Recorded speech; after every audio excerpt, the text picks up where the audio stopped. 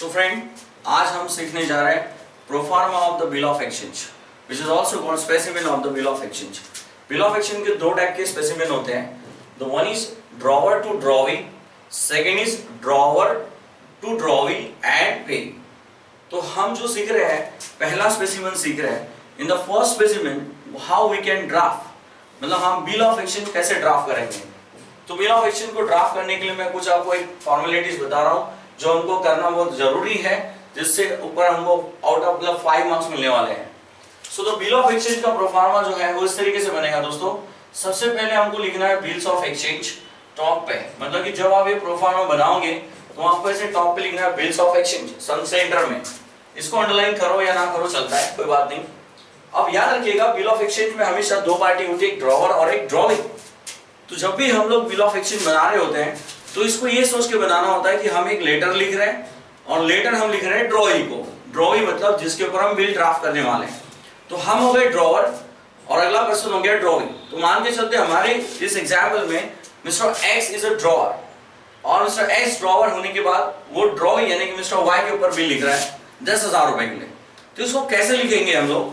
तो इसको लिखते वक्त हमें याद रखना है कि लेटर है तो लेटर में हमेशा लिखने वाले का एड्रेस इधर होता है। तो इस हिसाब से इस साइड पे हम लोग लिखेंगे name of the drawer. So name of the drawer that is mister x. हमारे एग्जाम्पल के हिसाब से मिस्टर एक्स हमारा ड्रॉवर है। उसके बाद उसका नाम तो लिखेंगे यहाँ पे, मैंने यहाँ पे आपको कोडिंग लिख के दिया हुआ है नेम ऑफ द ड्रॉवर। तो यहाँ पे हमने पुट करना है मिस्टर एक्स। अगर यहाँ पर कोई दूसरा नाम होगा, just like for example let's take the example mister Ramesh, mister Suresh, mister Ganesh, जो भी ड्रॉवर हो उस ड्रॉवर का नाम हम लोग यहाँ पे मेंशन करेंगे। उसके साथ हमको उसका एड्रेस भी मेंशन करना है जो क्वेश्चन में हमारे लिए अवेलेबल होगा। तो हम वो एड्रेस यहाँ लिख देंगे, फुल फ्लेज एड्रेस, जो भी एड्रेस दिया है, एक लाइन में हो, एक वर्ड में, एक सेंटेंस में हो, whatever the address you have to put in. अगर एड्रेस नहीं दिया है तो कोई जरूरत ही नहीं है। तो name of the drawer and address. और याद रखिए दोस्तों, एक बहुत ही इंपॉर्टेंट चीज होती है जिसको हम बोलते हैं डेट ऑफ बिल, यानी बिल जिस दिन लिखा जा रहा है वो डेट हमको यहाँ पुट करना है। ये डेट जो होती है ना, हमको क्वेश्चन में दिया होता है।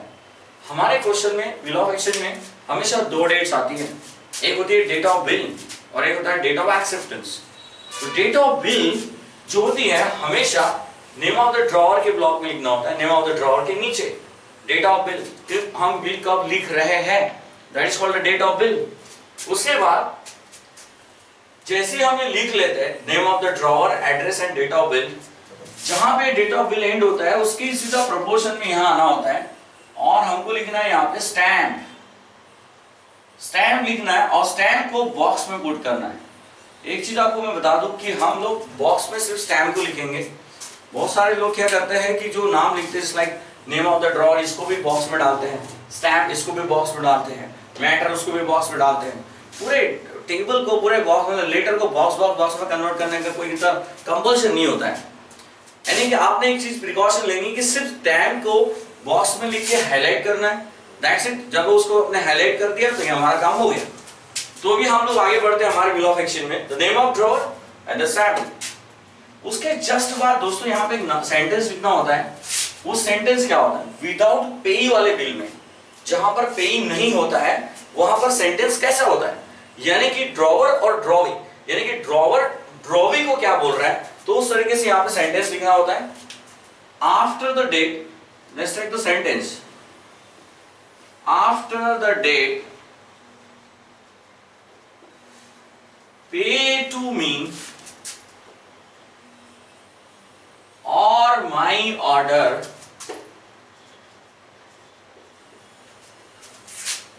for or my order a sum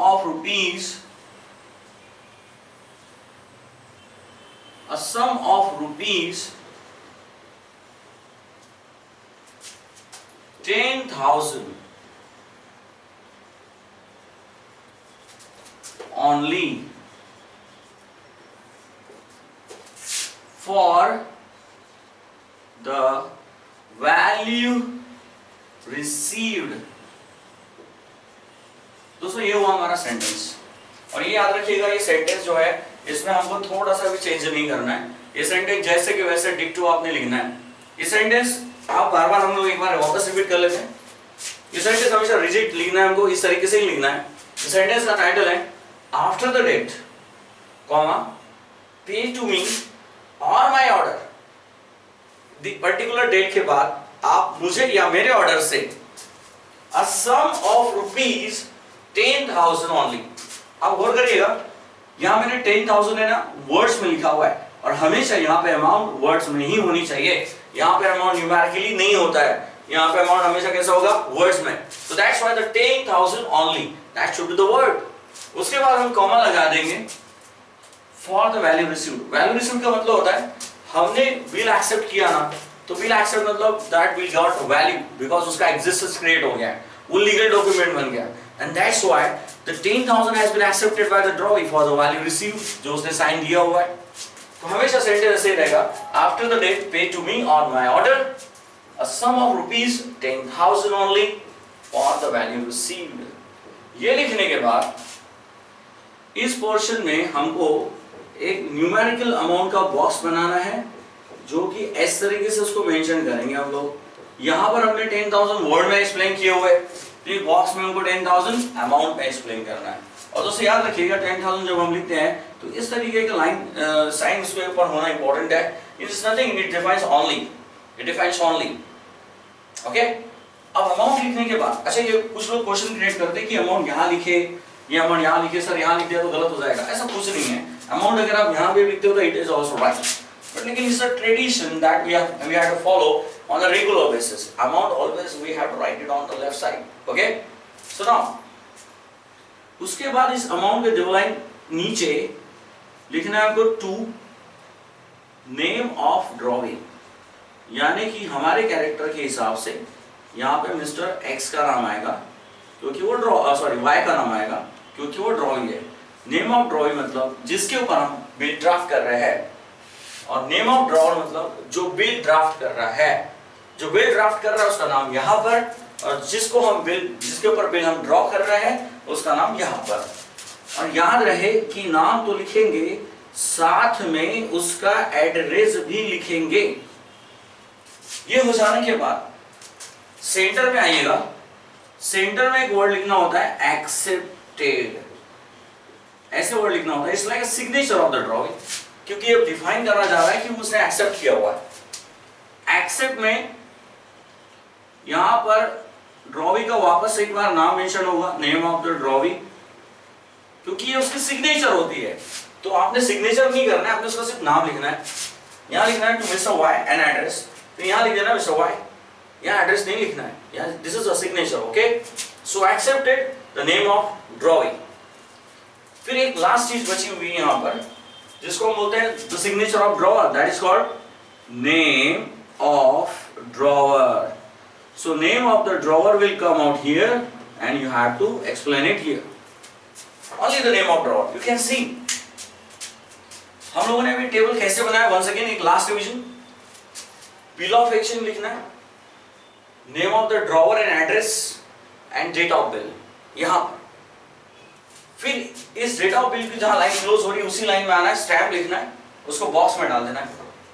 फिर लिखना है sentence after the date pay to me or my order a sum of rupees 10,000 only for the value received। Sentence के बाद अमाउंट लिखना है आपने यहाँ पर, जो कि बॉक्स में आप पुट कर सकते हो और करना चाहिए, so that we can see this we can see the amount separately in the table। and amount के जस्ट दो लाइन नीचे लिखना है to the name of drawee and along with its address। फिर यहाँ लिखना है सेंटर में एक्सेप्टेड, एक्सेप्टेड मतलब उसने एक्सेप्ट किया, और उसका साइन नेम ऑफ ड्रॉइंग जिसने एक्सेप्ट किया, of course name of drawing आएगा, और यहाँ पर आएगा ड्रॉअर का साइन, जो ड्रॉइंग और ड्रॉअर का साइन दोनों का होना इंपॉर्टेंट है क्योंकि स्टैम्प पेपर है। तो that's why the name of drawer is only here. यहाँ एड्रेस नहीं आएगा, यहाँ एड्रेस नहीं आएगा। सो दोस्तों बिल ऑफ एक्सचेंज में और एक छोटी सी बात बता देता हूँ before closing down this proforma here. अगर यहाँ 10,000 हमने लिखा है, यहाँ 10,000 लिखा है, तो कभी कभी क्वेश्चन में ऐसा बोला जाता है तो bill has been accepted for the 9,000 only. Bill 10,000 का था, 10,000 के लिए ड्राफ्ट हुआ, लेकिन एक्सेप्ट सिर्फ 9,000 के लिए हुआ। Then what? अब वैसे वो क्या करेंगे? तो यहाँ स्टेटमेंट में हम लिखेंगे ओनली 10,000 ओनली, बॉक्स में हम लिखेंगे 10,000 ओनली, और 9,000 के लिए एक्सेप्ट हुआ है तो हम लोग यहाँ लिखेंगे एक्सेप्टेड फॉर 9,000 ओनली, मतलब दो वर्ड्स यहाँ पे डाल देंगे हम लोग, एक्सेप्टेड फॉर 9,000 ओनली, ऐसे वर्ड लिखेंगे। यहाँ लिखेंगे एक्सेप्टेड, फिर इन्वर्टेड कॉमा में लिखेंगे एक्सेप्टेड फॉर 9,000 ओनली, फिर उसके नीचे ड्रॉवी का साइन होता है दोस्तों, समझ में आ गया। तो ये जो प्रोफार्मा था, ये प्रोफार्मा था, ड्रॉवर ने ड्रॉवे पे लिखा। कभी कभी क्या होता है कि प्रोफार्मा जो होता है पेई के बेस पे भी होता है। पेई मतलब व्हाट? पेई मतलब तीसरा पर्सन, यानी एक जगह ड्रॉवर है, एक जगह ड्रॉवी है, और फिर ड्रॉवर ड्रॉवी को बोल रहा है कि ये बिल का पेमेंट आप जेड को कर देना। किसको कर देना? जेड को। तो बिल का पेमेंट जेड को करना है दोस्तों, तो इसको किस एंगल से करेंगे? मतलब आप सेंटेंस में क्या बदलाव होंगे? बदलाव मतलब कहीं पे भी नहीं है, इधर नहीं है, इधर नहीं है, इधर भी नहीं है, इधर भी नहीं, इधर भी नहीं, इधर भी नहीं है, सिर्फ चेंज यानी कि बदलाव ये वाले स्टेटमेंट में है। और स्टेटमेंट को हमको स्लाइड चेंज करना है, और वो चेंज किस टाइप का होना चाहिए ये मैं आपको एक्सप्लेन करता हूं। सो मैं आपको सिर्फ आधा मिनट ले रहा हूं, आधे मिनट के लिए हम देखते हैं। सो हाँ दोस्तों, सॉरी फॉर द इंटरप्शन। ये जो अभी बदलाव मैं आपको बताने जा रहा हूं, ये बदलाव किस बात का है तो जरा देखते हैं। ये जो सेंटेंस है आप देख सकते हो, सेंटेंस में क्या चेंज होगा? आफ्टर द डेट ये तो रहेगा, फिर यहाँ पे पे टू मी नहीं रहेगा और माई ऑर्डर नहीं रहेगा, यहाँ पे रहेगा पे टू मिस्टर जेड, मतलब कि हम पे का नाम लिखेंगे। आफ्टर द डेट पे टू मिस्टर जेड और हीज ऑर्डर, और हीज ऑर्डर। तो दोस्तों यू कैन सी मैंने सिर्फ चेंज क्या किया, जब पे आया, जब पे आया, पे मतलब जेड, थर्ड पार्टी, जिसको मिस्टर एक्स वाई को बोल रहा है कि आप जेड को पेमेंट देना या उसके ऑर्डर से किसी और को पेमेंट देना, तो वो इस तरीके से होगा। आफ्टर द डेट पे टू मिस्टर जेड और his order a sum of rupees 10,000 only for the value received। और दोस्तों पूरा प्रोफार्मा वैसे ही होगा जैसे हमारा फर्स्ट प्रोफार्मा था। सो मैं उम्मीद करता हूं कि ये बिल ऑफ एक्सचेंज आपको पूरा क्लियर हो गया होगा कि ये ड्राफ्ट कैसे बनाना है। दोस्तों ये ड्राफ्ट एग्जाम में 5 बार के लिए आता है, और आपने इसमें बिल्कुल ही टेंशन नहीं लेना है कि आपके मार्क पूरे कट जाएंगे, गलत हो गया तो पूरा कट जाएगा। नो, प्रोफार्मा जो है ये स्टेप मार्किंग के बेस पे है।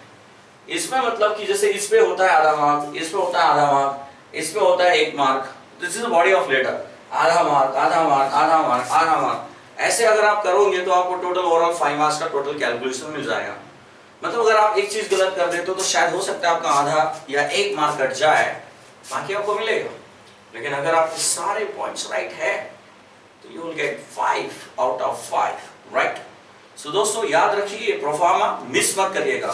सो ये सेशन मेरा यहाँ पे एंड होता है। So thank you very much.